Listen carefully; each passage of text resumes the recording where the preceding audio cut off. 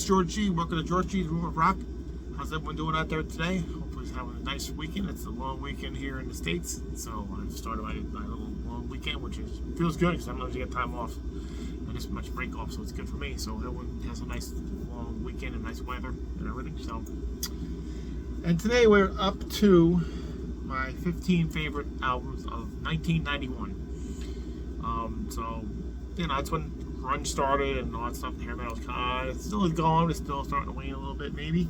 It's still good stuff, and then, you know, just death metal and all that stuff coming up. So, a lot of albums, still a lot of good albums too this year. So, anyway, so we got 15 this year. They're my favorite ones. These ones, of course, I missed, but I'm gonna give my 3 album mentions. You might be surprised at album mentions or whatever you might be surprised of, but whatever.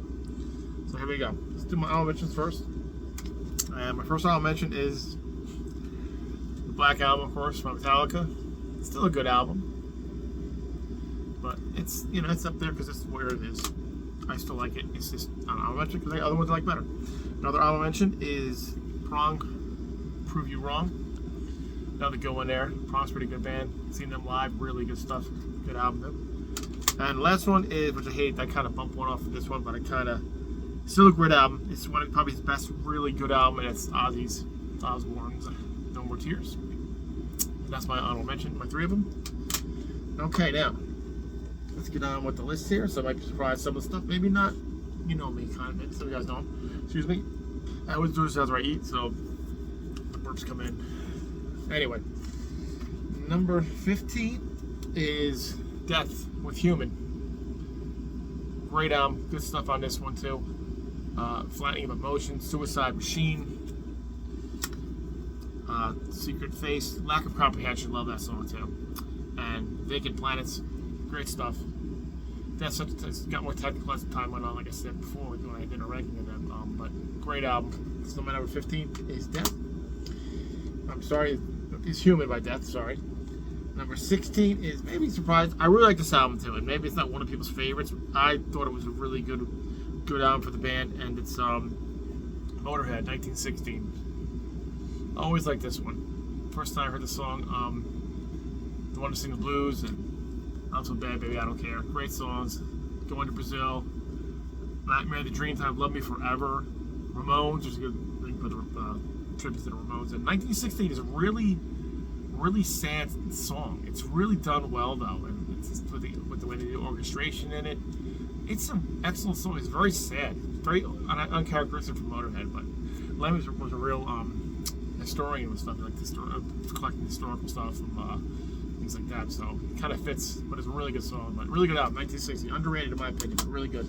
That's my number 14. Number 13 is one I talked about in my last ranking video, and that's Armored Saint, Symbol of Salvation. Really good, my favorite one, best one I think they put out. Just more mature than the other ones, but just really good, still heavy. Rain of Fire, Dropping Like Flies, Tribal Dance, I love that one. Symbol of Salvation, the title track, and of course Spineless. So many good songs on this one. Good, great album, top to bottom. That is my number 13. Number 12 is, well, I guess it's a grunge album in a way, but it's, to me, they're more than that. They weren't really grunge. They're more heavier than that. And I've seen them live too, and that's Soundgarden, Bad Motorfinger. Couldn't escape this one back in the day. It's heavy. It's Chris Cornell's amazing singer. Rest in peace, Chris Cornell. My wife actually met Chris Cornell years ago, so it's great that, you know, she got to meet him and see them live years ago. Soundgarden. And this one, of course, has, you know, the hits Outshine, Rusty Cage, Jesus Christ Pose. I love Slaves and Bulldozers. Mind Riot, Drawing Flies. It's a great album, it really is. Soundgarden was so good. So there you go. That is my number 12. Number 11 is the debut from this band. The singer did other stuff in another band, but this is the debut from the band, Type O Negative, Slow, Deep, and Hard. And yes, Earl, I know what this picture is of. That's my last time we remember that from way back when. And this one, always like, this one's like a lot more, it's got sound like the Carnivore, we're using Peter Steele's in Carnivore. Kind of got that little bit of tinge of that with it, but like a little more type of that. But I always like this one though. The songs are really long. The first one, Unsuccessfully Coping with the Natural Beauty of Infidelity. Great song title. Prelude to Agony, It's great stuff on this one. It's only long songs, but it's a really, really good one. So yeah, Type O Negative. That is my number 11. My number 10 is, to me, the best album by this singer for the band, and that is Van Halen, For Unlawful Carnal Knowledge. It's got, with Ted Templeman is also producing in this one with Van Halen, and it's great songs like Pound Cake, Judgment Day, Run Around. I always love that one. Man on a Mission, Right Now, and Top of the World. Great stuff, Van Halen. Love it. The last great album, I think, really. And let's see, that's number 10. Number 9 is another second basic concept album by this band. It's one of their best ones, and it's Streets by Sabotage. Love this one too. Always reminds me of the holidays for some reason. I don't know why. It just does. It's not really got nothing to do with the holidays. I always think of it as that. I don't know why. But the title track, Streets, You're Alive, Sammy and Tex, Ghost in the Ruins is a great song. It's a great album, top to bottom. Great concept album by Sabotage. It's the last one with John Oliva singing lead for a while, so they didn't have a singer after this one. But there you go. That's my number 9. Number 8, maybe surprises in here, but like I said, I always love this band. I love the albums by them, and this one is going in there because I love it, and it's Ellie Guns with Hollywood Vampires. Some sleaze metal for you. It's still in full swing here a little bit. Some Lot for Love, Kiss My Love Goodbye, Here It Comes, Dirty Love, Snake Eyes Boogie, Big House, great songs. Love LA Guns, like I said, always love LA Guns. Original lineup too, so it makes it even better. My number 8. Number 7 is another one it's a really good album. This one, this is like the last real album the band put out for obvious reasons, and it's, I mean, they put another album after this, but it's a post, Humans album, whatever you call it. And it's Queen, Innuendo.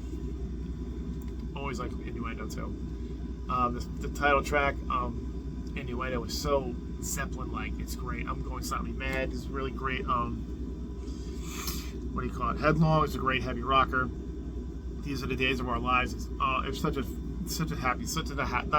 sad song. It's so, when you've watched the video with Freddie singing it, it's just like, it makes you so sad, but he's gone. But and then the show must go on, because the show did go on, and it's still, I mean, with Queen and Freddie, it's amazing that he's gone so many years, longer than the band was around with him, and he's still like one of the best singers ever. So, love Queen, Innuendo. So there you go. That's my number 7. Number 6 is this one.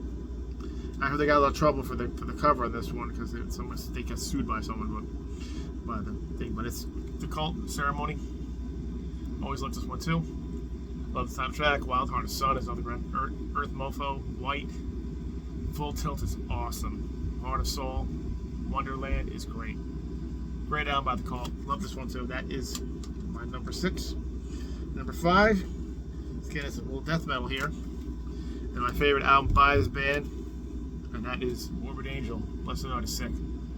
Love this one. Fall from Grace. Better.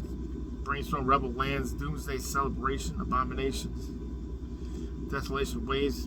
I mean, the album is freaking awesome. I love this album. I never get tired of listening to this album. So yeah, so Warbird Angel. That's my number 5. Number 4 is another one that's really one of my really a great album. Probably, the next one's probably a little more commercial success. This one's still my favorite one, and that's Sepultura with Arise. Great one. Arise, the Dead Embryonic Cells, Desperate Cry, Altered State, Meaningless Movements, Infected Voice. Oh my God, such a great album too. Such a good heavy album. Thrash, death, what do you want to call it? I call it more towards the death side, but it's probably more thrashy. Great album though. There you go. These were great a lot though. Too bad. Anyway, number 3 is, I remember not to leave them out of this list this time, and that is Overkill with Horoscope. A little bit different lineup. Bobby Gustafson left the band already. And 2 guitarists replaced 1. Was Bobby Gustafson? No, he left the band on this one. I'm pretty sure he did. Got Coma, Infectious, Blood Money, Thanks for Nothing, Bare Bones, title track. I do like the version of Frankenstein they do. So, but yeah, number 3, great album. That's my number 3. Great Overkill album there. Number 2 is Skid Row, Slate to the Grind, their heaviest album they put out. And after the debut, which is more like, I guess, hair metal, glam metal, this is definitely heavier than that. It's got some great heavy tracks on it, obviously with Monkey Business, Slave to the Grind, The Threat, Get the Fuck Out. In the Dark Room is great. Riot Act is awesome. Blood Kicker is really heavy.